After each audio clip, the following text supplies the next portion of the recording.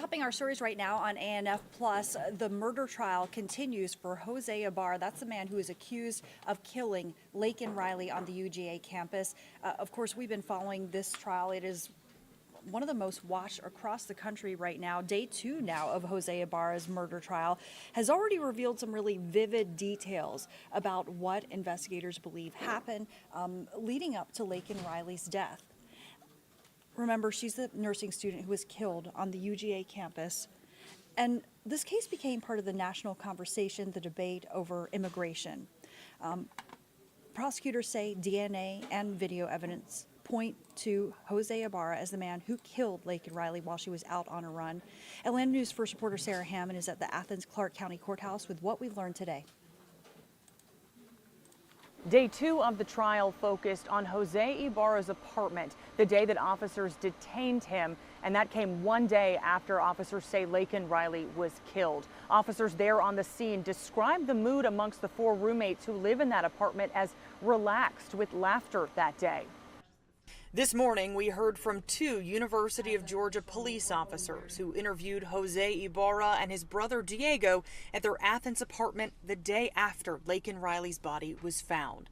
Sergeant Joshua Epps says they got a search warrant based on Diego's similarities to a man seen in a surveillance video dumping a jacket with Jose and Riley's DNA on it. The Adidas hat he was wearing also matched the one in the video. I noticed on the back what I believe to be dirt on the brim. And was that significant to you? Yes. Why? Because I was on scene when we located Laken the day prior. She did have a lot of dirt, mulch, and things like that on her body. Epps says they found Jose asleep in the bed in the apartment, and as they were interviewing him, they noticed multiple scratch marks on his arm, bicep, and wrist. Corporal Raphael Sion says the puncture from what looked like a fingernail looked fresh. I could see there was still a little bit of pus in it, Pus? so it didn't look very old. Okay. But I could see that there was a scratch on his wrist. He says he also noticed a red line across Jose's head. Jose says he has a hat similar to the one Diego was wearing and the one caught in the video. Annie Mormon, special agent with the GBI, says they searched the apartment for 8 hours and did not find any blood, but did find disposable kitchen gloves that matched the ones found discarded in a nearby bush that had Riley's blood and DNA on them. And just before lunch, the judge heard from the woman who lives in the apartment with Diego, Jose, and their brother. She testified that she saw Jose wearing the jacket that officers later found in the dumpster with Riley's DNA on it. You're going to hear more from her coming up on Atlanta News First at 4. For now in Athens, Sarah Hammond for Atlanta News First.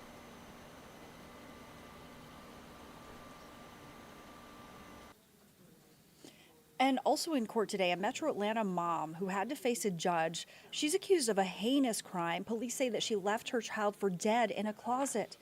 A pretrial hearing was held this morning in DeKalb County for Alondra Hobbs. She's charged with felony murder as well as second-degree cruelty.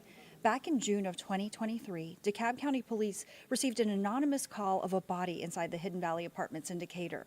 7-year-old Olivia Hobbs was found dead in a wheelchair locked inside of a closet. The next hearing in this case is set for December 19th.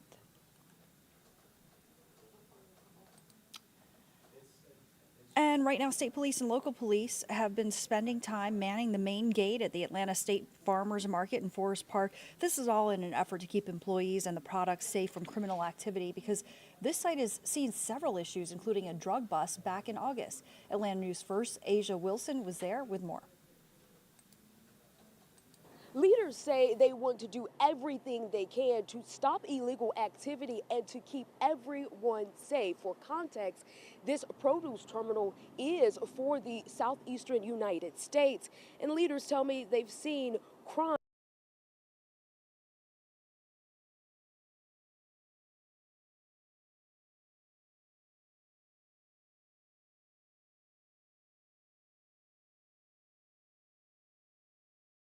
the years.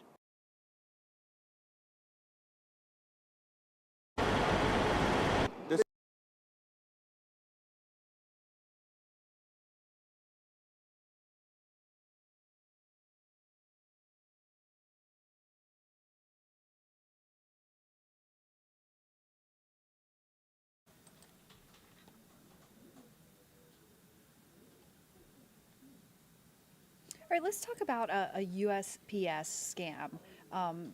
Just that we want everyone to be aware of because, shopping season is approaching for the holidays. Shipping is a really big deal. According to a study by badcredit.org, more than half of Americans are now worried about shipping delays. Well, now scammers are apparently using that, and they're sending fake texts pretending to be from USPS or maybe UPS. Better Call Harry has more.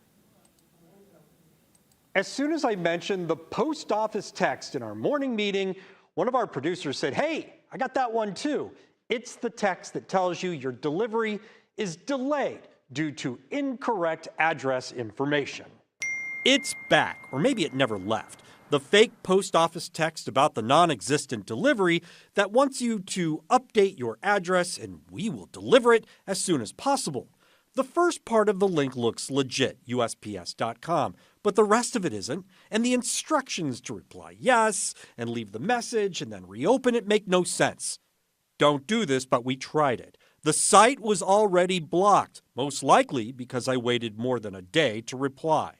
One of the links had a tracking number, so we copied it and pasted it into the real post office tracking website. Look at the latest update.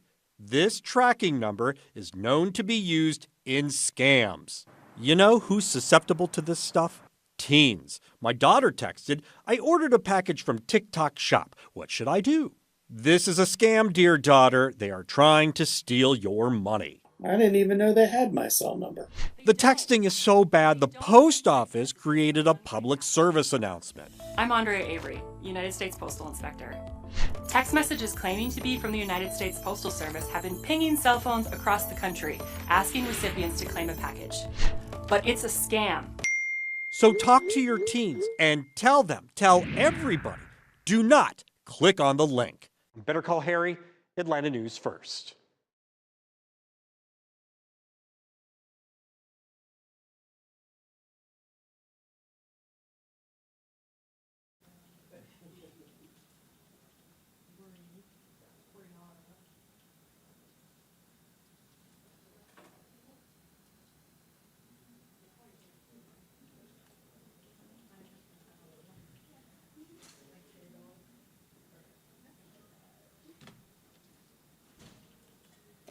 And the Atlanta Fire Department now expanding its fleet to get to emergencies faster and keep everyone safe. Atlanta News First Patrick Quinn spoke to the chief about their new electric vehicles. Pyramid 13, respond to 2nd Avenue Memorial Drive. At 1:33 Friday afternoon, Atlanta fire crews were dispatched. On a mill down on the ground. A man down in the street. Minutes later, another call. 491 Lucky Street. Someone was shot. And then another call. On difficulty in breathing. All of these calls in 1 hour of one day in Atlanta. The calls don't stop. Between June and September, Atlanta Fire got more than 22,000 calls for service. And of those, 63% were not for structure fires, but EMS medical emergencies. Atlanta Fire Chief Rod Smith told me they have a goal of responding within 6.5 minutes. Yes, we do hit that, but we are running into challenges as the density of traffic changes in the city of Atlanta. You heard that right. Atlanta fire crews, like you and me, are impeded by traffic. Traffic is not getting any better anytime soon. We know that fire trucks are not getting any smaller. While fire trucks will, of course, respond to fires, for medical emergencies, there is a new, smaller solution. Quick response crews of paramedics driving these new EV Rivian trucks as part of a $3 million Fleet Forward campaign by the Atlanta Fire Foundation. That are capable of getting into those intricate areas of the city as quickly as possible. The Atlanta City Council also approved more than $17 million in funding for 8 new fire engines and 3 ladder trucks. Much needed apparatus